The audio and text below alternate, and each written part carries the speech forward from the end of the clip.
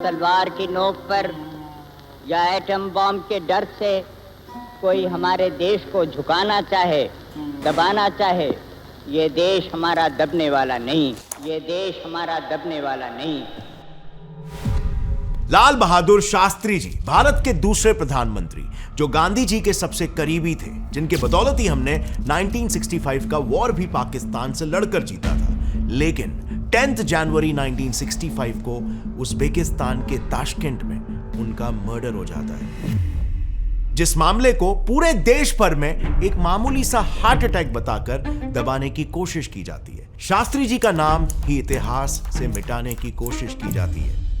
इनके मर्डर के पीछे 3 कल्प्रिट्स पर शक जाता है। सबसे पहले Indian politicians, specially major blame उठा इंदिरा गांधी जी पर, फिर दूसरा ब्लेम जाता है अमेरिका के CIA पर, और तीसरा वेरी सरप्राइजिंगली हमारे क्लोजेस्ट एलाय रशिया पर। आज के इस वीडियो में हम डिटेल्ड एनालिसिस करके सारी कड़ियां जोड़कर फाइंड आउट करने वाले हैं कि इन तीनों सस्पेक्ट्स में से एक्चुअल कल्प्रिट कौन था। लेकिन उस पर जाने से पहले एक बहुत ही बड़ी बात हमसे छुपाई गई। शास्त्री जी एक बक्से में एक नोट छोड़कर गए थे, जिसमें उन्होंने खुद ये बताया था कि उनकी हत्या कैसे हुई। आखिर उस नोट में ऐसा क्या लिखा हुआ था और क्यों उस नोट को पब्लिक डोमेन में रिलीज नहीं किया गया? एक बात हमसे छुपाई गई। देखो, जब शास्त्री जी ताशकेंट गए थे तब पूरा भारत 2 बहुत ही बड़े जंग से उभर रहा था। 1962 इंडो चाइना वॉर और फिर इसके 3 साल बाद हुआ 1965 का इंडो पाकिस्तान वॉर। लेकिन 10 जनवरी 1965 की रात 1 बजे शास्त्री जी ने अपने घर पर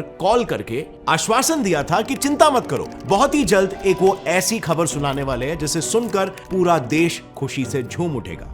लेकिन इस बात के होते ही केवल 18 मिनट के अंदर ही उनका मर्डर हो जाता है। क्या ये कोई इत्तेफाक था? आखिर वो ऐसी कौन सी खबर थी जो शास्त्री जी के लिए इतनी इंपॉर्टेंट थी कि वो पूरे देश में उसे अनाउंस करने वाले थे? क्योंकि क्लियरली कोई तो ये नहीं चाहता था कि ये खबर हम इंडियंस तक पहुंचे। एक्चुअली मेरा फ्रेंड्स, जब हमने इस मुद्दे पर रिसर्च किया तो शास्त्री जी के मर्डर की पूरी कहानी में आपको इतने सारे लूपहोल्स मिलेंगे, इतने सारे डिस्क्रिपेंसीज मिलेंगे। जैसे कि जब उनका शरीर पूरा नीला हो गया था तब उनका पोस्टमार्टम किसी ने क्यों नहीं करवाया? उनके गले पे और उनके पेट पर 2 कट्स थे। हार्ट अटैक में कट्स कैसे आ सकते हैं? और उन कट्स की जांच क्यों नहीं करवाई गई? उनके मर्डर में जो लोग अरेस्ट किए गए उनके साथ क्या हुआ? और शास्त्री जी के साथ जो इंडियन डेलीगेट्स गए थे उनके साथ भी कोई डिटेल्ड इन्वेस्टिगेशन नहीं करवाई गई। ऐसे काफी सारे सवाल खड़े होते हैं जिनमें से कुछ तो अभी तक एक मिस्ट्री ही है। लेकिन फॉर्चुनेटली कुछ सवालों के जवाब हमें मिल चुके हैं, जो समझने के लिए हमें शास्त्री जी के आखिरी के 24 घंटों को काफी बारीकी से ऑब्जर्व करना होगा। इस पार्ट को एकदम ध्यान से सुनना, बिकॉज़ इसमें बहुत सारे सुराग छुपे हुए हैं। और फिर मैं आपसे भी पूछना चाहूंगा कि आपने कितने सुराग नोटिस किए, आपको पर्सनली कितनी चीजें एबनॉर्मल लगी। लेकिन पूरी कहानी शुरू करने से पहले एक डिस्क्लेमर, आज मैं जो भी इंफॉर्मेशन आपके सामने रखने वाला हूं उसे ध्यान से सुनना और पूरी कहानी को समझने के बाद ही एक डिसीजन पर आना, क्योंकि पहले तो ये इंफॉर्मेशन काफी ज्यादा सीक्रेटिव है, ये काफी रिस्की है। लेकिन हमारा ये वीडियो बनाने का मकसद किसी पर आरोप लगाना नहीं है, क्योंकि वो तो जुडिशरी का काम है। हम तो सिर्फ आपके सामने फैक्ट्स रखना चाहते हैं ताकि इंडिया के हिस्ट्री के इस फॉरगॉटन PM और उनके मिस्ट्री पर फिर से बात होना शुरू हो, क्योंकि इस मर्डर मिस्ट्री पर आपको काफी सारे कॉन्स्पिरेसी थियरीज मिल जाएंगे। लेकिन आज हम वो सब डिस्कस नहीं करेंगे। इनफैक्ट उन कॉन्स्पिरेसी थियरीज को हम क्लियर करेंगे और ऑथेंटिक सोर्सेस विथ एविडेंसेस इस मामले के बारे में क्या बोलते हैं और उनसे डिराइव्ड लॉजिकल कनेक्शंस क्या कंक्लूजन निकाल के आते हैं, हम इसी पे बात करेंगे। जिसके लिए हमने इन चारों बुक्स को डिटेल में स्टडी करके उनमें से डेटा और फैक्ट्स निकाले।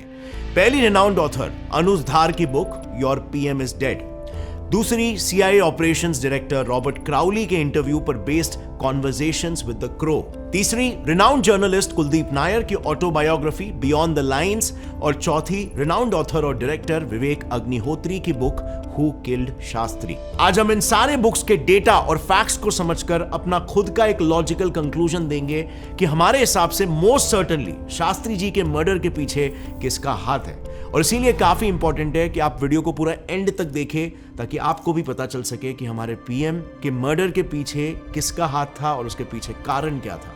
So let's get right into it. So 1965 Indo Pakistan war में पाकिस्तान की हार के बाद यूएसएसआर ने मीडिएशन करके इंडिया और पाकिस्तान के बीच एक सीज फायर एग्रीमेंट यानी कि पीस एग्रीमेंट साइन करने के लिए उन्हें ताशकंद बुलाया।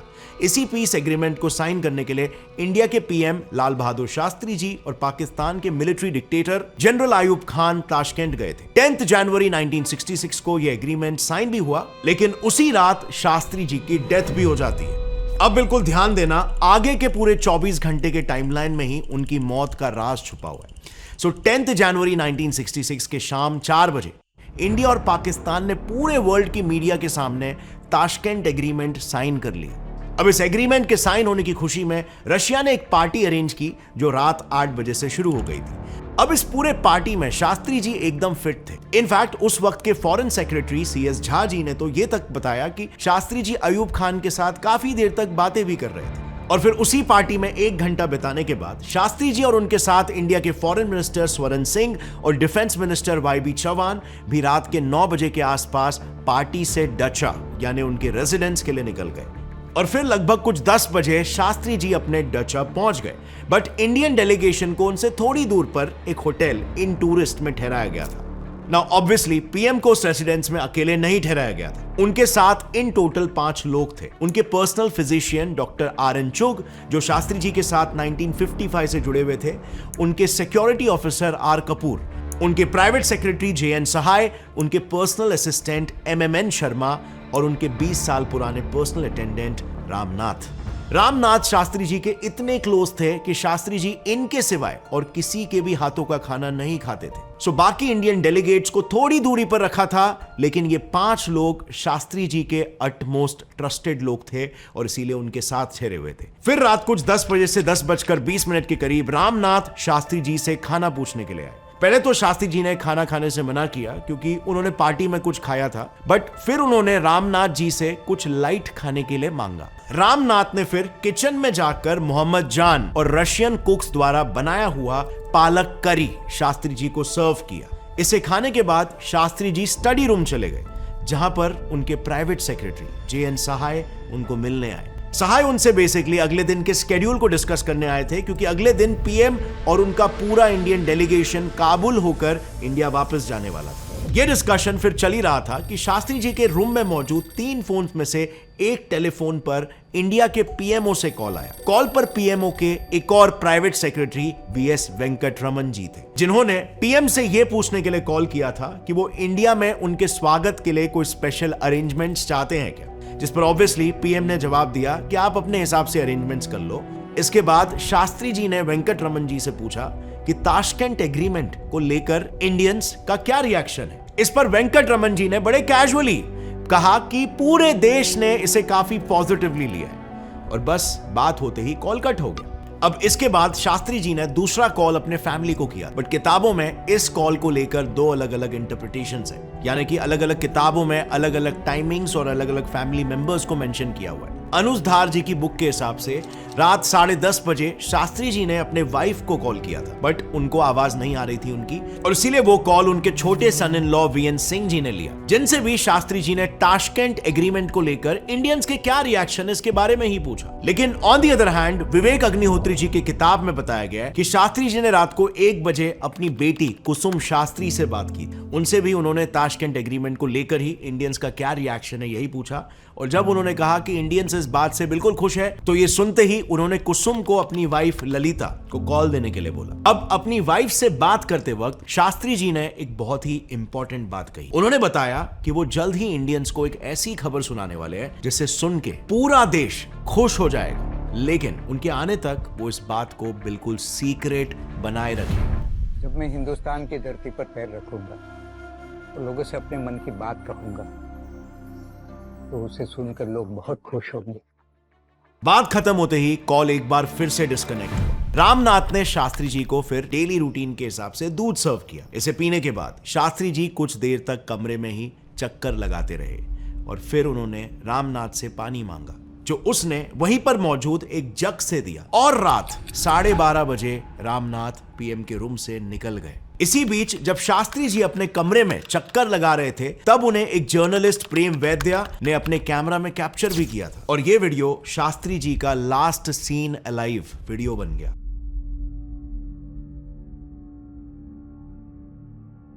ऑलमोस्ट रात के 1:20 बज रहे थे कि शास्त्री जी के प्राइवेट सेक्रेटरी सहाय जी के रूम के दरवाजे पर कोई जोर जोर से नॉक करने लगता है। जब उन्होंने दरवाजा ओपन किया तब उनके सामने पीएम शास्त्री जी थे। शास्त्री जी बहुत ही सिवियर पेन में थे और वो डॉक्टर को बुलाने के लिए चिल्ला रहे थे और काफी स्ट्रेंजली वो बार बार जग के तरफ इशारा कर रहे थे। तब डॉक्टर चोक तुरंत वहां पर आए। उन्होंने पीएम को ट्रीट करना शुरू किया, बट अनफॉर्चुनेटली 1:32 को डॉक्टर ने उन्हें डेड डिक्लेयर कर दिया। यानी कि 1:20 के एग्जैक्टली 12 मिनट बाद शास्त्री जी की मौत हो जाती है। अब शास्त्री जी का ये आखिरी मोमेंट दोनों भी किताबों में बिल्कुल सेम ही लिखा हुआ है। ये थी बेसिकली हमारे पीएम शास्त्री जी के लास्ट 24 आवर्स की पूरी कहानी। अब जैसे कि हमने इंट्रो में डिस्कस किया था, इस पूरे केस में बड़े बड़े लूप होल्स हैं, 6 अनसॉल्व्ड मिस्ट्रीज हैं जिनके बारे में हम पर्टिकुलरली डिस्कस करेंगे, जिनके आंसर्स हमें मोर और लेस मिल चुके हैं। पहली मिस्ट्री, क्यों 20 सालों से शास्त्री जी के लिए खाना बनाने वाले रामनाथ ने सिर्फ उसी रात को शास्त्री जी के लिए खाना नहीं बनाया। प्लस शास्त्री जी ने जब पार्टी में खाना खाया था तो फिर भी वापस आकर उन्होंने क्यों डिनर ऑर्डर किया। दूसरी मिस्ट्री, जब शास्त्री जी को हार्ट अटैक आया तब उन्होंने उनके रूम में ही मौजूद 3 इमरजेंसी टेलीफोन्स में से एक को भी क्यों पिकअप नहीं किया, जिसे पिकअप करते ही पूरे विला में सिक्योरिटी अलार्म बजने लगता। मतलब बाजू में पड़ा फोन पिकअप करना छोड़ के वो खुद सहाय जी के कमरे में जाकर नॉक नॉक क्यों करने लगे? क्या वो कुछ कहना चाहते थे? तीसरा, जब शास्त्री जी फ्लास्क की ओर पॉइंट आउट कर रहे थे तो फिर क्यों उन चीजों का पॉइजन टेस्ट नहीं करवाया गया? चौथा, अगर उनके इतने वियर्ड सर्कमस्टेंसेस में मौत हुई थी तो उनका पोस्टमार्टम क्यों नहीं करवाया गया? पांचवा, वहां पर कोई emergency medical facility spontaneously available क्यों नहीं थी, जबकि एक देश का पीएम वहां पर मौजूद था और प्रोटोकॉल के तहत वहां पर एक पूरी मेडिकल टीम अवेलेबल होनी चाहिए थी, जिनके साथ आईसीयू से लेकर ओटी ये सारी फैसिलिटीज अवेलेबल हो। और छठा, शास्त्री जी ने अपने घर वालों को कॉल पर जो गुड न्यूज की बात बताई उसके ठीक 18 से 20 मिनट बाद ही क्यों शास्त्री जी की मौत हो गई? जैसे हमने डिस्कस किया, इसमें 3 कल्प्रिट्स पर सवाल खड़े हो रहे हैं। तो चलो समझते हैं कि इन तीनों के शास्त्री जी को मारने के पीछे पर्सनल मोटिव्स क्या हो सकते थे और हमारे एनालिसिस के हिसाब से असल में ये पूरे मास्टर प्लान के पीछे इन तीनों में से किसका हाथ था। शुरू करते हैं सस्पेक्ट नंबर 1 से, Indian politicians specially Indira Gandhi ji. इनके ऊपर ब्लेम कहानी के 3 मेजर लूप होल्स की वजह से आ रहा है। पहला, कि क्यों रामनाथ ने सिर्फ उसी रात को शास्त्री जी के लिए खाना नहीं बनाया। इसके पीछे का एक्सप्लेनेशन शास्त्री जी की डॉटर इन लॉ नीरा शास्त्री जी ने द वायर को अपने एक इंटरव्यू में दिया। उन्होंने बताया कि रामनाथ को खाना बनाने की ड्यूटी से हटाया हुआ था। उसकी जगह पर उस रात Indian ambassador to Russia TN Kaul ji के कुक मोहम्मद जान ने शास्त्री जी को खाना और दूध सर्व किया था। इनफैक्ट विवेक जी के बुक के हिसाब से रशियन अथॉरिटीज ने मोहम्मद जान और रशियन कुक को शास्त्री जी को पॉइजन देने के सस्पेशन में अरेस्ट भी किया था। लेकिन आगे उनके साथ एग्जैक्टली क्या हुआ ये किसी को नहीं पता। दूसरी मिस्ट्री, याद है जब वो फ्लास्क की ओर पॉइंट आउट कर रहे थे तो आखिर क्यों उस फ्लास्क का पॉइजन टेस्ट नहीं हुआ? इसे लेकर नीरा शास्त्री जी क्लेम करती हैं कि शास्त्री जी ने उनके ग्लास में एक हिडन नोट छुपा के रखा था जिसमें उन्होंने उनके डेथ से जुड़े कई राज लिखे थे। यस, शास्त्री जी ने खुद एक नोट लिखा था नीरा जी के मुताबिक। इस नोट में शास्त्री जी ने लिखा था कि उन्हें लोकल रशियन कुक्स ने दूध दिया था जिसे पीकर उन्हें अनईजी फील होने लगा। अब ये नोट कहां से आया और इसके पीछे की पूरी कहानी क्या है, इसे आगे डिस्कस करेंगे।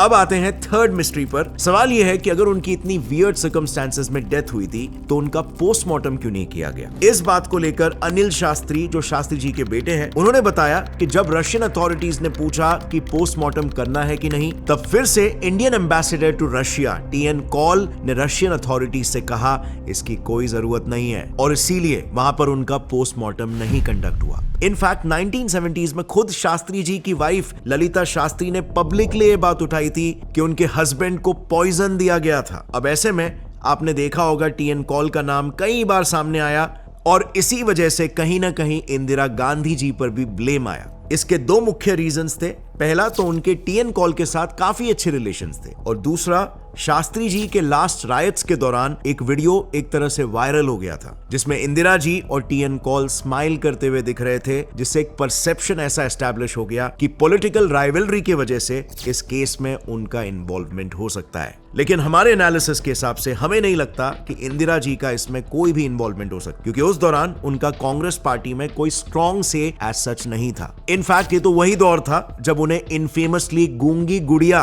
का टैग मिल चुका था और उन्हें सिर्फ एक छोटी सी मिनिस्ट्री दे दी गई थी जो उस टाइम पे उतनी इंपॉर्टेंट भी नहीं थी, ministry of information and broadcasting. So let's move on to the second suspect. Russia, जो उस टाइम पे यूएसएसआर था, उसकी सीक्रेट सर्विस एजेंसी केजीबी, जिसके तरफ इशारा कर रही है हमारी चौथी और पांचवी मिस्ट्री। चौथी मिस्ट्री में जब शास्त्री जी को हार्ट अटैक आया तब उन्होंने उनके रूम में मौजूद इमरजेंसी फोन को क्यों पिक नहीं किया। इसका जवाब भी नीरा जी के इंटरव्यू में छुपा है। उन्होंने बताया बाबूजी यानी शास्त्री जी ने सीक्रेट नोट में लिखा था कि उनके रूम्स के टेलीफोन कॉल्स को कट किया था। ऑब्वियसली उनके कॉल्स को कोई रिस्पॉन्ड कैसे ही करता और इसीलिए उन्हें ये डायरेक्ट मर्डर लग रहा है। बट अब इस नोट के पॉइंट में भी एक मेजर प्रॉब्लम है। जब द वायर ने उनसे उस सीक्रेट नोट के बारे में पूछा तब उन्होंने बताया कि वो नोट उनके मदर इन लॉ ने उनके बड़े दामाद को दिया था, लेकिन उसके बाद अब वो नोट किसके पास है वो किसी को नहीं पता। बट उस नोट में लिखी सारी बातें और इंफॉर्मेशन नीरा जी को शास्त्री जी की वाइफ ने खुद बताया था।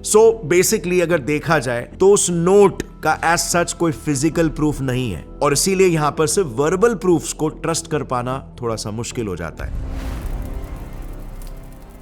बट जो फिफ्थ मिस्ट्री है वो कितनी वैलिड है कि वहां पर कोई इमरजेंसी मेडिकल फैसिलिटी अवेलेबल क्यों नहीं थी। इस पर ना जर्नलिस्ट कुलदीप नायर जी की बुक काफी ज्यादा रोशनी डालती है, जिसे सुन के आपको भी ये लगेगा कि यस, मर्डर तो यूएसएसआर ने ही करवाया होगा। इस पे कुलदीप जी ने अपने बुक में लिखा कि नेहरू जी के जाने के बाद यूएसएसआर अपने रिलेशंस पाकिस्तान के साथ अच्छा करना चाहता था। बट शास्त्री जी के पावर में आते ही यूएसएसआर ने उन्हें यह आश्वासन दिया कि कश्मीर इशू पे वो इंडिया के साथ खड़े, पर उसके बाद से यूएसएसआर ने ऐसा कोई ओपन स्टेटमेंट पब्लिश नहीं किया जिसमें वो इंडिया को सपोर्ट करते हुए दिख रहे हो। इनफैक्ट 1965 इंडो पाकिस्तान वॉर के दौरान तो यूएसएसआर के प्राइम मिनिस्टर एलेक्सी कोजिगिन ने शास्त्री जी को ओपन लेटर लिखा कि वो वॉर रोक दे, जिसमें वो इंडिया की साइड होने के बजाय उल्टा वो इंडिया को ही वॉर के लिए इक्वली ब्लेम कर रहे थे। लेकिन इसके बावजूद भी शास्त्री जी ने वॉर हॉल्ट करने के बजाय जारी रखा और जीत भी हासिल की, जिससे हो सकता है रशिया की हेजेमनी उसे खतरे में नजर आ रही हो। प्लस पाकिस्तान की तरफ वो अपनी एफिनिटी बढ़ाना चाह रहा हो और इसीलिए कई एक्सपर्ट्स यूएसएसआर को भी ब्लेम कर रहे हैं। लेकिन इस बात पर हमारे एनालिसिस के हिसाब से हमें यूएसएसआर का एज सच कोई स्ट्रॉन्ग मोटिव नहीं दिखा इंडिया के पीएम के असैसिनेशन जितना एक बड़ा कदम उठाने के लिए। देखो, हल्के से एंटी इंडिया सेंटिमेंट्स होना या एक आध नेगेटिव स्टेटमेंट्स यहां वहां पास कर देने का मतलब ये नहीं हो जाता कि कोई देश इतना बड़ा कदम एक झटके में उठा ले। अगर इस पूरे मुद्दे को मैक्रो पर्सपेक्टिव से एनालाइज किया जाए तो रशिया तभी भी इंडिया का एक स्ट्रॉन्ग एलाई ही था अगेंस्ट यूएसए एंड पाकिस्तान। मेरे हिसाब से रशिया इतना बेवकूफी का कदम नहीं उठाएगा कि वो अपने ही एलाई देश के पीएम को खुद के ही जमीन पर असैसिनेट करे जहां पर वो पीस ट्रीटी के लिए आए थे। यहां पर सिंपली मोटिव इतना स्ट्रॉन्ग नहीं नजर आ रहा है और इसीलिए बढ़ते हैं तीसरे और आखिरी सस्पेक्ट की ओर, यूएसए। और हमारी आखिरी मिस्ट्री भी बाकी है, जो है कि सस्पेक्ट आखिर क्यों शास्त्री जी को इंडिया तक वो गुड न्यूज पहुंचाने नहीं देना चाहता था। तो देखो, हमारे एनालिसिस के हिसाब से ना इन तीनों भी सस्पेक्ट में से सबसे स्ट्रॉन्ग मोटिव यूएसए के पास ही था और इसीलिए हमें वो सबसे प्रोमिनेंट सस्पेक्ट लगता है। और यहां तक कि खुद यूएसए ने भी ओपनली शास्त्री जी के मर्डर को एक्सेप्ट तक किया। Yes, CIA operations director Robert Crowley ने ओपनली उनके इंटरव्यू पर based book conversations with the crow में ये एक्सेप्ट किया है कि यस, सीआईए ने ही शास्त्री जी को मारा है। इनफैक्ट उसने तो ओपनली ये भी एक्सेप्ट किया कि इसके बस 13 दिन बाद father of Indian atomic programme doctor Homi Bhabha ji को भी CIA ने ही मारा था। अब यूएस के ऐसा करने के पीछे दो स्ट्रॉन्ग मोटिव्स थे। एक तो वो जो CIA डायरेक्टर ने बताया कि शास्त्री जी के टेन्योर में ही इंडिया एक न्यूक्लियर पावर बनने जा रहा था। यस, जो इंडिया 1998 में एक न्यूक्लियर पावर बना, वो देश 1965 में ही ये मिशन कंप्लीट कर सकता था। और इंडिया जैसे एक देश के हाथ में अगर न्यूक्लियर पावर आ जाता तो ये USA जैसे एक सुपर पावर के हेजिमनी के खिलाफ होता। और इंडिया वो समय USSR का एक बड़ा एलाय था। सो इंडिया का ताकतवर होना मतलब USSR का ताकतवर होना। और फिर US इंडिया और पाकिस्तान जैसे कंट्रीज को रशिया के अगेंस्ट एज अ लेवरेज नहीं यूज कर पाता। इनफैक्ट ये भी बात एक काफी वेल केप्ट सीक्रेट है कि ओवर द इयर्स CIA ने इंडिया के कई सारे टॉप साइंटिस्टों का मर्डर करवाया है, सिर्फ ताकि इंडिया का न्यूक्लियर प्रोग्राम सक्सेसफुल ना हो सके। एक टाइम आ गया था जब कई सारे साइंटिस्ट अचानक से मिस्टीरियस मौत मरने लग गए थे, और इसके बारे में हमने ऑलरेडी डिटेल में हमारे इस वीडियो में कवर किया है, उसे जरूर चेकआउट करना। USA का दूसरा मोटिव यह हो सकता था कि US रशिया द्वारा इनिशिएटेड पीस एग्रीमेंट को एक फेलियर बताना चाहता था, दुनिया को यह मैसेज देने के लिए कि USSR के साथ USSR की जमीन पर कोई सेफ नहीं है। सो अगर आपको उस टाइम के डायनामिक्स के बारे में एक अंदाजा होगा तो उस समय USA और USSR वर्ल्ड के बाकी कंट्रीज को या तो ऑप्रेस करके या फिर उनके साथ पीस एस्टैब्लिश करके उन्हें अपने साइड करना चाह रहे थे। सो इंडिया और पाकिस्तान का ये ताशकंद पीस एग्रीमेंट एक तरह से रशिया का दोनों भी कंट्रीज को अपने साइड लेने की एक मास्टर स्ट्रेटेजी हो सकती है, और इसीलिए USA इसे सक्सेसफुल किसी भी हालत में नहीं होने दे सकता था, क्योंकि उससे USA इंडिया को तो खोता ही बल्कि अपने एक स्ट्रॉन्ग एलाय पाकिस्तान को भी खो सकता था। सो ये सभी मोटिव्स मेरे हिसाब से काफी स्ट्रॉन्ग मोटिव्स है एक इतने बड़े असैसिनेशन को एग्जीक्यूट करने के लिए। अब इस पूरे मामले में डिटेल रिसर्च करने के बाद, सबूतों और मोटिव्स को गहराइयों से परखने के बाद बात कहीं ना कहीं साफ है कि CIA इसमें एक प्राइम सस्पेक्ट है। हमारी रिसर्च भी यही दर्शा रही है, और क्रॉली ने तो खुद ये कबूल भी किया है अपनी किताब में। US के पास स्ट्रॉन्ग मोटिव्स भी थे, पावर भी था, और ये इक्का दुक्का मर्डर्स की बात नहीं चल रही है। स्ट्रिंग्स ऑफ डेथ हुए हैं। भारत के जड़ों से न्यूक्लियर माइंडसेट और टेक्नोलॉजी को मिटाने की कोशिश की गई है। बट यू नो व्हाट, हम इसके अगेंस्ट एक कतरे भर का भी एक्शन नहीं ले पाए। सिर्फ दो रीजंस। एक तो देश में एकता नहीं थी, देश के PM से ज्यादा उन्हें बस किसी पर्टिकुलर पार्टी के रिप्रेजेंटेटिव के रूप में देखा गया, और इसी एकता ना होने की वजह से हम दुनिया के सामने कमजोर नजर आए। और दूसरा और सबसे बड़ा रीजन, हम कमजोर भी तो थे देश के ताकत के मामले में, और इसीलिए हमें बस दबा दिया गया, मसल दिया गया। हमारे अरमानों को, हमारे विजन को एक ताकतवर देश हमें अपने पैरों पर खड़ा होते देखने के विपरीत घुटनों पर देखना चाहता था। लेकिन फिर आज भी हमारे देश में कुछ लीडर्स का ऐसा क्यों सोचना है? भारत सुपर पावर बनेगा या नहीं? हम सुपर क्यों बनना चाहते, मतलब क्यों बनना चाहते हैं? उससे क्या करेंगे हम? और देशों को मारेंगे और इंसल्ट करेंगे? वेल, पावर का होना जरूरी है ताकि हम किसी भी प्रकार के अत्याचार को सह कर ना ले, आवाज उठाए, जरूरत पड़ने पर तगड़ा पलटवार करें, और सबसे इंपॉर्टेंट बात, दुश्मन देश हमारे साथ कुछ गलत करने से पहले अंजामों के बारे में 4 बार सोचे। पावर एक एम्पलीफायर है, कैरेक्टर चेंजर नहीं। वो एक देश के कैरेक्टर पर निर्भर करता है कि वो देश ताकतवर होने के बाद उस पावर को कैसा इस्तेमाल करेगा, उसका सही इस्तेमाल या गलत इस्तेमाल। और एग्जैक्टली इसीलिए ही तो अमन और उन्नति के वैल्यूज से बने इंडिया को सर्वशक्तिशाली, अटमोस्ट पावरफुल सुपर पावर देश बनना ही चाहिए। ये कोई प्रिविलेज्ड एम्बिशन या ऑप्शन नहीं, हमारी ड्यूटीफुल रिस्पॉन्सिबिलिटी होनी चाहिए, क्योंकि वासुदेव कुटुंबकम जैसे सिद्धांतों पर चलने वाले भारत के सुपर पावर बनने से दुनिया में आधी जंगें तो ऐसी ही खत्म हो जाएगी जो खून के व्यापार और दलाली से चल रही है। सो अगर सिर्फ भारत का ही नहीं, हम दुनिया का भी भला चाहते हैं, तो ये जरूरी है कि भारत की मानसिकता उस सुपर पावर में हो, भारत के वैल्यूज दुनिया के उस लीडर में हो, और भारत की संस्कृतियों की संवेदनशीलता उस मोस्ट इन्फ्लुएंशियल देश में हो, क्योंकि दुनिया को इसकी जरूरत है।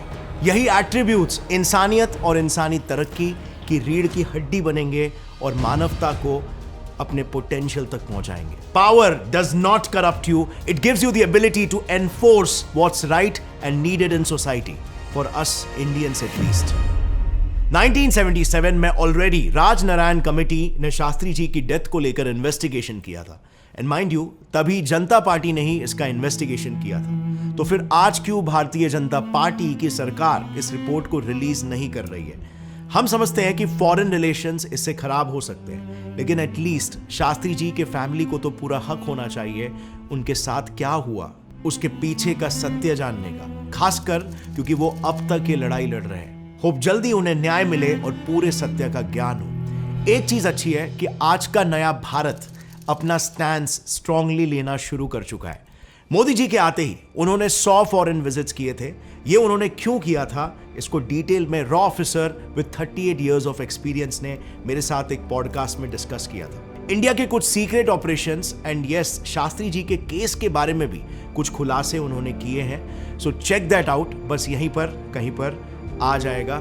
Click it and watch it, it's very informative. इस वीडियो से आपको कोई भी नई जानकारी मिली तो एक लाइक जरूर ठोकना और गौरव ठाकुर चैनल को सब्सक्राइब कर लो ऐसे ही वीडियोस के लिए। सी यू नेक्स्ट टाइम। तब तक के लिए टेक केयर। जय हिंद।